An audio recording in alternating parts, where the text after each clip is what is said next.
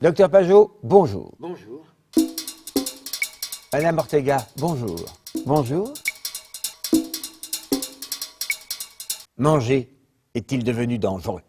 Pour débattre sur le sujet, nous accueillons aujourd'hui le docteur Pajot, docteur en épidémiologie, directeur du service hygiène et sécurité d'une usine de Surimi, et Madame Ortega.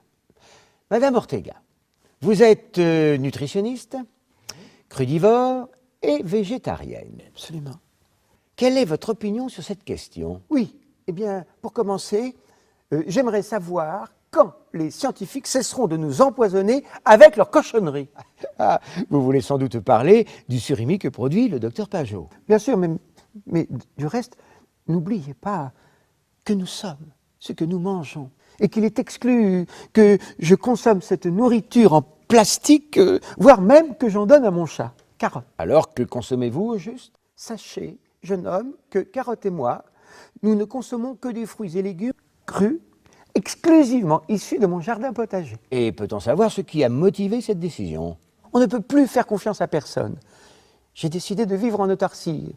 Mon mari est mort l'année dernière d'anémie et il ne me reste plus que mon chat Carotte. Oh, Carotte, c'est affreux! Non, mais vous dites n'importe quoi, c'est criminel. Ah, docteur Pajot, je rappelle que vous dirigez le service hygiène et sécurité d'une usine de Surimi. Mais en termes de nutrition, on n'a jamais été aussi gâté qu'aujourd'hui. Oh.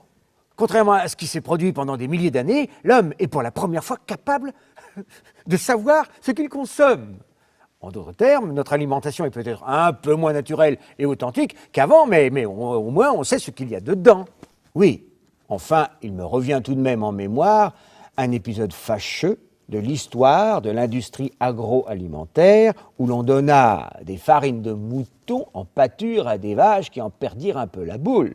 Certes, il y a eu quelques ratés, mais tenez, la législation européenne qui a réintroduit les farines animales dans l'alimentation des non-ruminants en juillet 2011 possède cette fois des garde-fous très stricts. Ah. La mesure anti-cannibalisme, par exemple, qui interdit de donner à une espèce des farines issues d'une même espèce. Avouez tout de même que nourrir des herbivores avec de la viande n'est pas tellement dans notre culture et peut bousculer quelques valeurs fondamentales. Avez-vous remarqué que, contrairement à d'autres peuples, nous ne consommons quasiment pas d'animaux carnivores?